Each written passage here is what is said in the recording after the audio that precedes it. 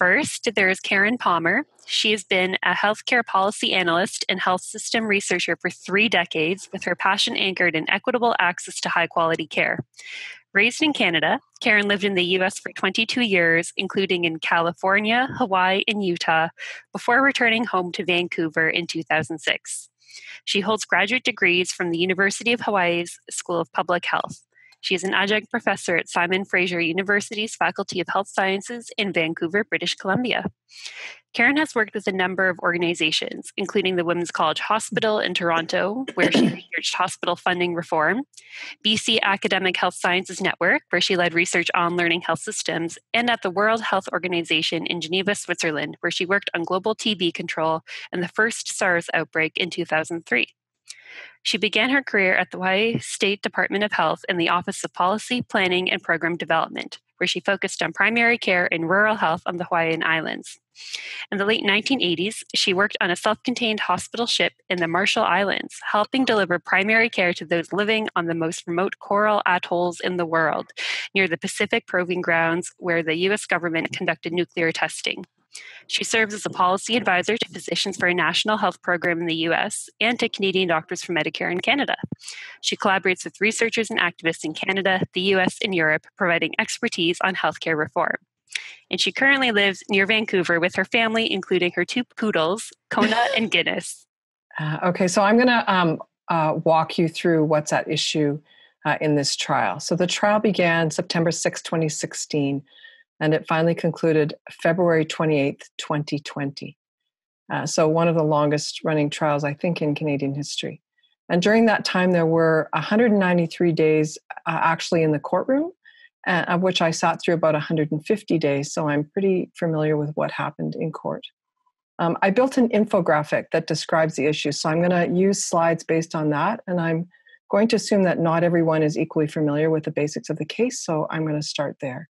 And then we can post a link to the infographic in the chat box so that you have that if you want it. So let's put up the first slide. And if you could mute my camera, please, Katie. Thanks.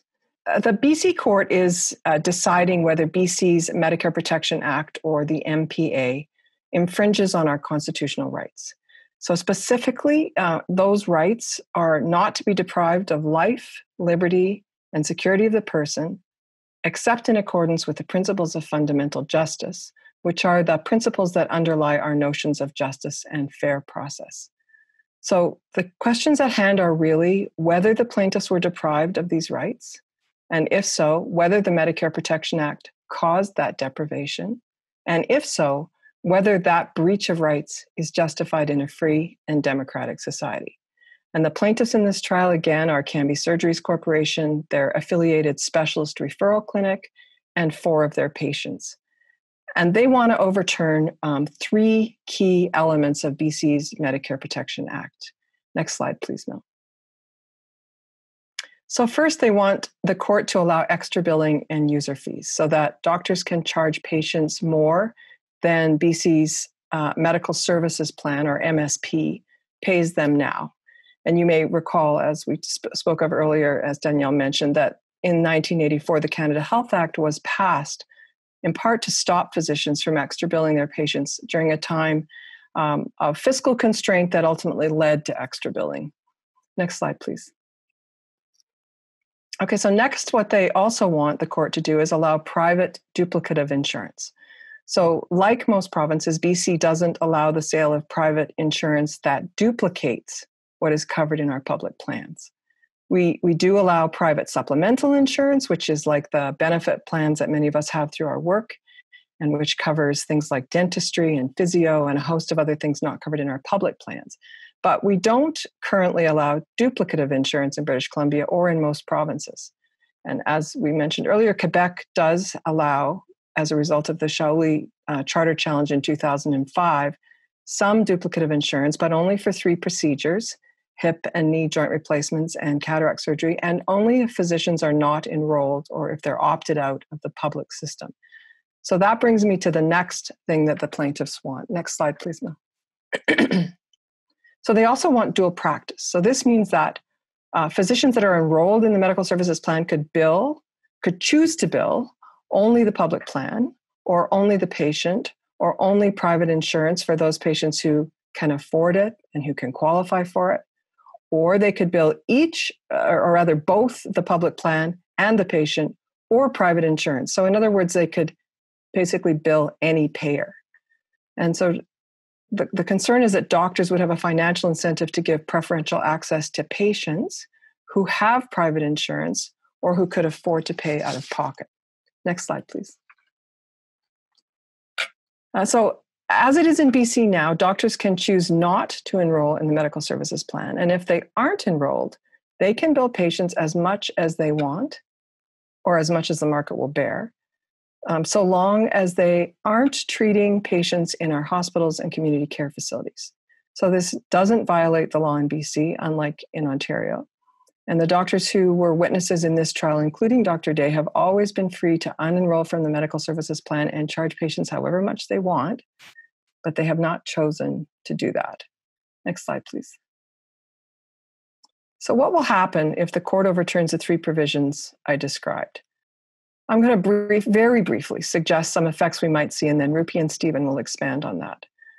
Waits are, I think, likely to increase for those who can't afford or who don't qualify for private insurance or who can't afford to pay out of pocket for faster access to care. Doctors can only treat, as you know, one patient at a time, so they may choose to treat more lucrative private pay patients and fewer public pay patients.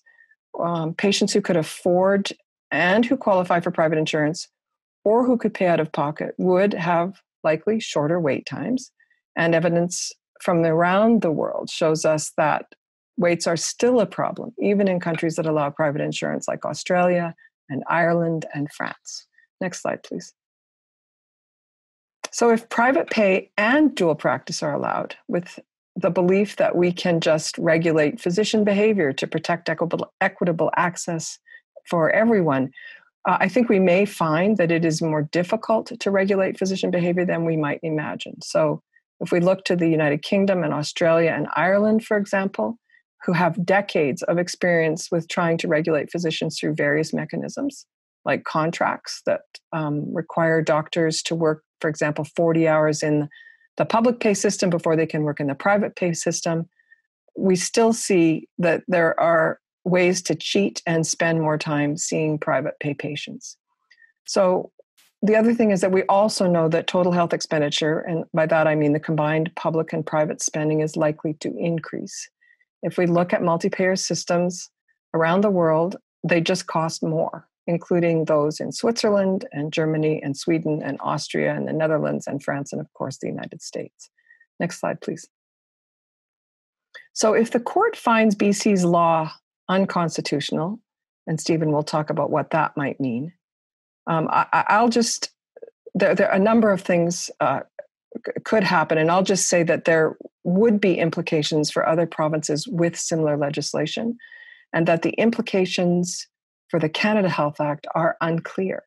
Certainly, if the Canada Health Act were to become unenforceable, and it parallels very closely the BC Medicare Protection Act, that would have profound implications for the rest of the country. Next slide, please. I'll end by saying that nobody believes wait times aren't a problem.